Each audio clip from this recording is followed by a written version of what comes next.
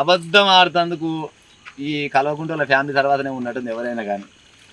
నిన్నమన్నా కార్ల పంచాయి ఉండే కదా, ఈ కార్ రేసు ఆ కార్ రేసు ఏదో కార్ రేసు, ఆ కార్ రేసుని తీసుకొచ్చి పట్టణంలో వెచ్చించే సంగతి ప్రపంచం మొత్తం గెలుకుంది. దాంట్లో 52 కోట్ల రూపాయల ఫ్రాడ్ జరిగిందని నిన్నమన్నా యాంటీ కరప్షన్ బ్యూరో వాళ్ళు ఏసీబీ వాళ్ళు దర్యాప్తు చేసిరు.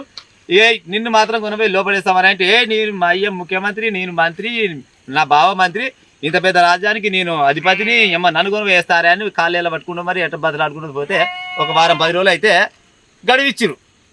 ఒక 10 రోజుల తర్వాత ఈయనని విచారించరని చెప్పిర్రు.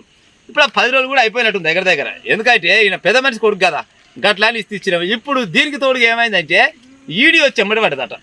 ఇక చూడు ఈడోళ్ళు ఏం చెప్తున్నారంటే, నువ్వు ఈ జనవరి 7 తారీఖు కల్లా వచ్చి అటెండ్ అయ్యి నువ్వు చేసిన కథ ఏంది, నీ కార్ఖాన ఏంది, అవన్నీ మాకు చెప్పాలంటే ఇవ్వాలంటాడు ఈయన. నాకు ఏ పాపం తెలియదు, నా అంత మల్లెపువ్వు ఈ రాష్ట్రంలో ఎవరూ లేరు. ఏమైనా అధికారులు చేసిన పుచ్చమే, నాది గిత్త కూడా తప్పలేదు అని పెట్టిండు.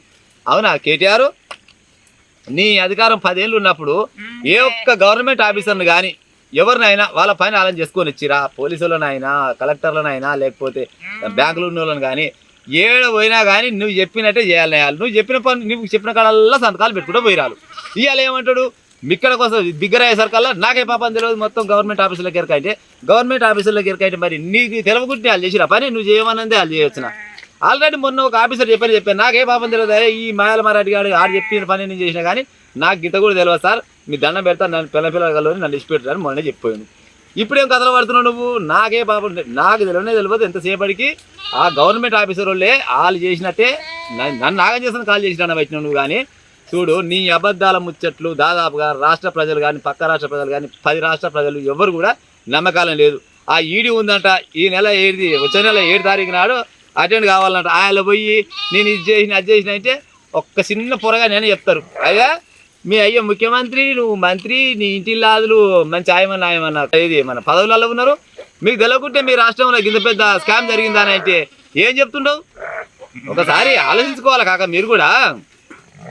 గవర్నమెంట్ ఆఫీసర్లు అంటే ఈయనడు కాదని వాళ్ళంతా అక్రమాలు చేసిరట, వాళ్ళు అక్రమాలు చేయడానికి ఛాన్స్ ఇచ్చినావు నువ్వు. ఏమైనా పశ పాడైపోను, పశలు వేసుకొని దస్తాడు ఏమో నాకు తెలియదు. కానీ పైసలు సంపాదించడం కోసం కోటి రూపాయలు ఇలా ఏం మాట్లాడి ఆ మధ్యలో అది ఉత్తుతుంది కాదు, అది 600-700 కోట్ల రూపాయలు ఆమెదాని వచ్చింది మన రాష్ట్రానికి. అంటే మరి ఏడబెట్టినవే 600-700 కోట్ల రూపాయలు ఆమెదాని చెప్పురి. మధ్యలో పెట్టుబడి పెట్టినోడు మధ్యలో విక్కపోయా. ఎందుకు విక్కపోయిండు? మీరు ఇది లంగదంద ఉందనే ఉద్దేశంతో మధ్యలో వెళ్ళిపోయింది కదా ఆయన. మరి ఆయన మధ్యలో వెళ్ళిపోయిన లాభాలు వస్తే మధ్యలో వెళ్ళిపోతుండొచ్చు, బుడ్డ పొరగానే చెప్తారు.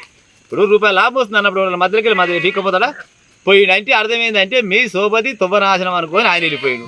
నిన్నవన్నటి దాకా అది ఆడపోయి చెప్పుకున్నావు కదా. అవును, వాళ్ళందరూ కలిసి మేమందరం కలిసి అది ఏదో అన్ని లెక్కల ప్రకారంగానే మేము డబ్బులు ఇచ్చినాం, మాకు ఆమదానం ఇచ్చినా చెప్పింది నువ్వే. మళ్ళీ ఇవ్వాలంటావు నాకే పాపం తెలియదు గవర్నమెంట్ ఆఫీసర్లు మేము. అంటే గవర్నమెంట్ ఆఫీసర్లు అలకగా దొరికిరా? ఓ రాజకీయ నాయకులారా, గుర్తుపెట్టుకోరు, అధికారం ఉందని మీకు నచ్చిన పని మీకు దోచినట్టు చేస్తే అధికారం అనేది ఎప్పటికీ శాశ్వతం కాదు. ఇది బాగా గుర్తుపెట్టుకోవాలి. ఊళ్ళో జనాలు ఏమంటారంటే, ఎవడైనా 4 రోజులు అత్తకాలం 4 రోజులు కోడల కాలం అంటారు కదా, గట్టినే ఉంటుంది. కానీ ఎట్టాగా అధికారం ఉందనుకో మీకు ఇష్టమైన పని చేస్తే అధికారం దీని తెల్లారు కానీ మళ్ళీ తెల్లారు కానీ మనకి ఎద్దు గుద్దినాడు గుద్దిసి పెడతారు. ఇక జాగ్రత్త మరి, ఉంటా.